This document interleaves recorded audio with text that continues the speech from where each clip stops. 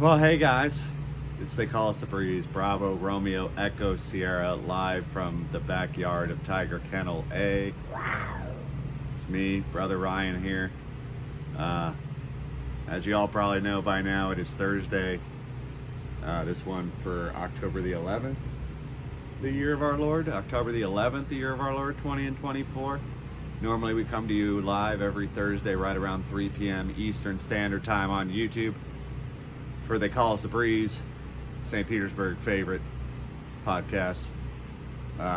We've been through a lot of shit in the last 48 hours, I'd say, probably something like 48, from the planning and everything and the people evacuating, and I'm sure you guys have taken it on the chin just as hard as we have.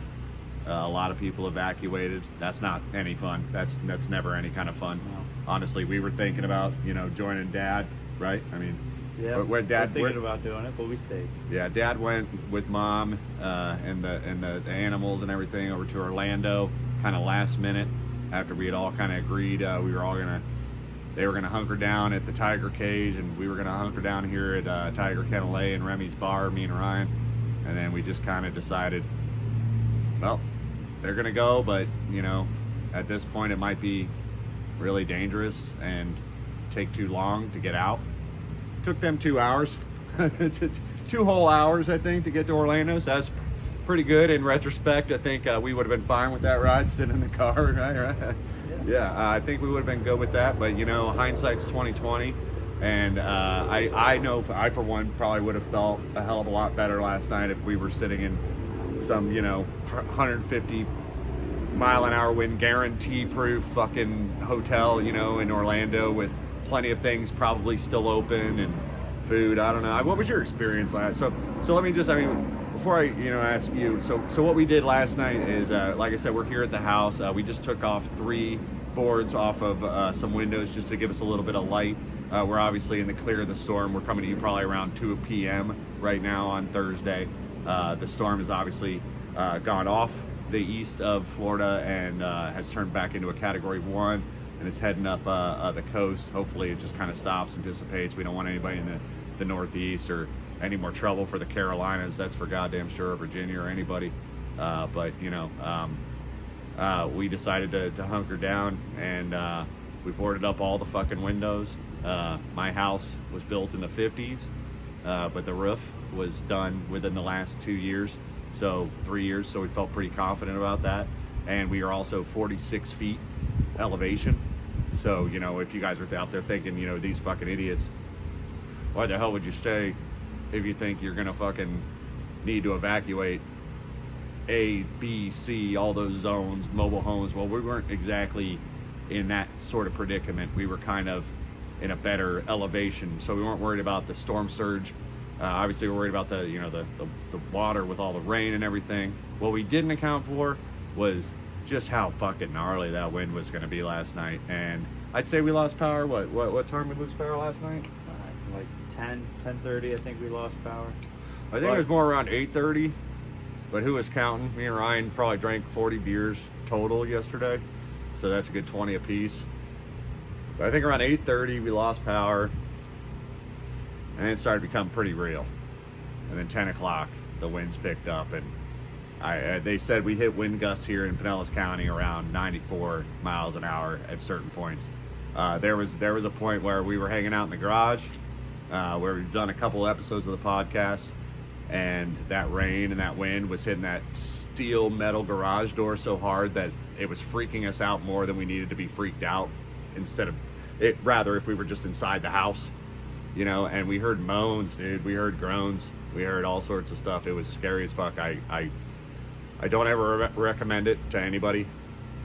Luckily, it changed from a Category 4 right to a Category 3 right before it made landfall, and luckily, it made landfall just south of us in Siesta Key, and so that kept us out of the big storm surge, and thank God for that, because that's like they say. If you're fortunate, there's people that are unfortunate. So we're thinking about y'all. A shout. You dodge a bullet, someone else takes it. That's what it is. And we honestly thought, the place we work at is at 4 foot elevation. Ryan's house is at 7-foot elevation. Mom and Dad's is at 20, and I was even starting to get worried about Mom and Dad's. But somehow we're safe, and you gotta fucking thank God for times like these, and you just gotta, we've had a couple cold ones today, just reflecting on the horrific night we had last night. I think you have some gray hair coming in too. I've slept about 2 hours since 6:30 a.m. yesterday. So that was one of my main 3 points. You need to get a lot of sleep. Yeah, because you can't stop it. It's coming no matter what. You should just go to sleep. But you being the big brother, Ryan started to get a little sleepy around 11 or midnight. Stay away from wasps. Yeah, he got stung by a wasp out here while we had an area of time there where we weren't supposed to be. The water's still shut off. We do not have power still. Obviously, it'd probably be a little while for that. The water is shut off only due to a mainline break, so it's not like they can just flip it back on. They need to go repair something. But for a little bit there, they were saying don't flush your toilets because they might back up. So Ryan and I had to do some early morning peeing out here in the backyard like men do, and Ryan got stung by a pretty fucking big wasp that's still around us. It was actually just crawling on the bottom of the phone just now. But we're out here, and if we can brave what we did last night, we're going to be able to brave a fucking wasp staring us right down the barrel, So we hope to God, you guys, everybody out there is safe. And if you made the right decision to go, then feel proud of yourself. And if you made, there's one. And if you made the right decision to stay and it ended up working out for you, and I'm kind of glad we stayed because Ryan and I caught 2 potential points of entry for water, and we were able to caulk these things. And I'm sure we'll talk about it on the next couple episodes. But case in point, reason we're here right now is because obviously this is about the best you're going to get for episode 168 of They Call Us the Breeze. We love you guys, yeah, and we're thinking about you. And in case you were worried about us up there in Ohio and all around the country, some of our friends and family and neighbors that used to live here and no longer do, and they're watching this on the news.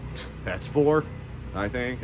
We're just know we're safe, and we'll get back hopefully next week, next Thursday, same bat time, same bat channel, 3 p.m. Eastern Standard Time.